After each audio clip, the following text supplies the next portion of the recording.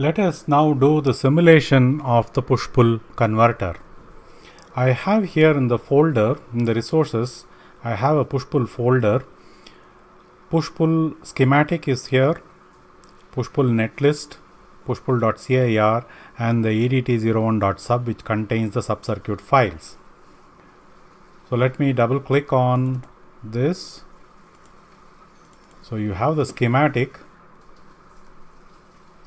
This is the complete schematic of the push-pull converter. You see the push-pull transformer here. The primary side is center tap. The secondary side is also center tap. There is this switch. I have used generic switches. This is Q1 and this is Q2, switch 2. I have placed here a 0 voltage source to sense the switch current. I have placed another 0 voltage source here to sense the Q2 switch current. Let me expand that. So here you see the push-pull circuit, and on the secondary side, which is center tap, the center tap is the reference node, and to the dot, from the dot end, you have a diode D1 ORing at this point with diode D2, which is coming from the non-dot end, and that is passed on to the inductor, capacitor, and R0 load. They are all connected to the center tap reference node. I have labeled the node here, output node O. I have labeled the gate drive node as G1 and G3 here. I'll tell you how I am getting that, and probably we can label a node here for the pole voltage VP. So you have the node VP here. Now edt01 sub is included here, and all the sub-circuits X, starting with X push, the push-pull transformer, the switches, they are all modeled in this edt01.sub. They have the sub-circuit models which we can use. Then down here I have a PWM bridge which will generate 4 outputs. This can be used even for the full bridge. Therefore, I have made a generic PWM bridge block which will connect to ARM1 top switch, ARM1 bottom switch, 1T and 1B, ARM2 top switch, ARM2 bottom switch. These are the labels that I have given, and here you have the control voltage. I have given it as minus 0.5, comparing with the triangular waveform which is going from -1 to +1. So this will correspond to 25% switch duty cycle. So I am using G1 as one of the PWM signals, and for Q2 I am using G3 as the other PWM cycle, as the PWM signal. These two are mutually exclusive.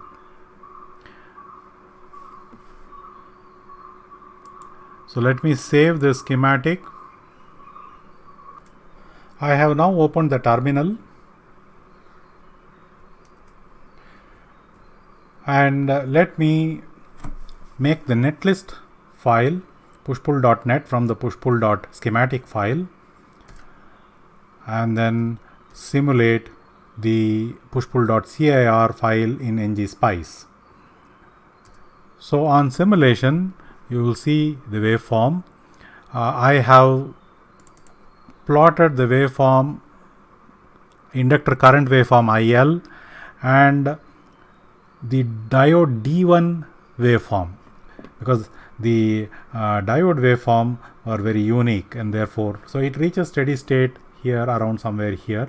Let me zoom this, expand this portion. Let me see a few cycles here. You see. So you see that this is the inductor current waveform. So, and the diode D1 waveform, see, it follows the inductor current during this period when Q1 is on, and during the period when both are off, there is a freewheeling. Half of this freewheels through this diode and the other half will freewheel through diode D2. So the blue waveform is the diode D1 current waveform. If you look at the schematic, the output waveform is between O and R, and the pole waveform is between P and R. We can see the pole voltage waveform and the output voltage waveform.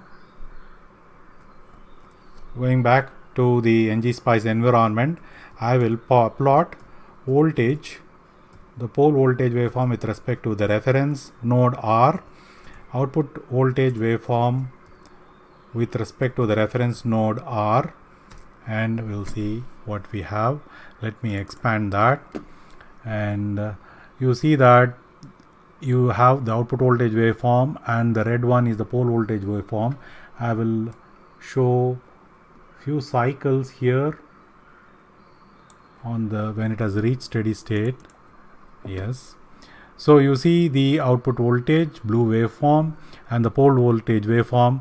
The negative is due to the diode freewheeling, and this is n times Vi. So n Vi here, which is n, we have set it at 2. I have not shown you that one. Let me show you this. So this is push pull. When I double click, I have set NP primary turns as 10, secondary turns as 20, so turns ratio of 2. So you will have 10 into 2, 20 will be V pole voltage ideally, but there are diode drops which comes in during the simulation, so it will be less than 20. So that's what you are seeing here. The pole voltage waveform is hovering at 17.5 volts or so. So you have two diode drops coming to the picture. It's actually a diode drop and a VCSAT drop. So those two are the ones which are making up for this drop. You see also on the negative side, during freewheeling, the drop negative voltage is due to the diode drop. Let me show you two things. One is the EDT01 sub and the CIR files. So here if I double click on the pushpull.cir, you have this. It's a push-pull circuit.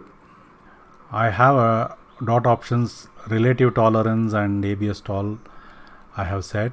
So this is the dot trans statement. It is including pushpull.net. This is the control statements where I am setting the background as white and foreground as black, and running the plot command to visualize the inductor current and the diode D1 current. So this is the CIR file. Next, I want to also show you the sub-circuit files. So in the sub-circuit file, so what do I have? I have the default diodes, of course, diode macro models, and I have the switch model which I have used. Then there is the electromagnetic transformer, the gyrator. These are called in turn by the push-pull transformer. This is the push-pull transformer that we are using, that sub-circuit, which is calling the gyrators. So these models we have done using analog behavioral modeling. Of course, it is not within the scope of this course to cover analog behavioral modeling for simulation, but I am including this file. You can study it at leisure to understand that. And then down here I am including another analog behavioral model for PWM generation, which will generate the 4 PWMs for the 4 bridge switches. So this is simulating push-pull circuit. You are free to make changes and explore the circuit as much as possible. You can change the source, you can change the output, you can change the turns ratio. You can also change at the PWM the duty cycle and check how it will work, how it will behave, and the voltages and the currents at various points in the push-pull circuit. Is it coming according to what we discussed and according to theory? And if it is not coming according to theory, where is the discrepancy, where is the non-ideality coming into the picture? These aspects you can study.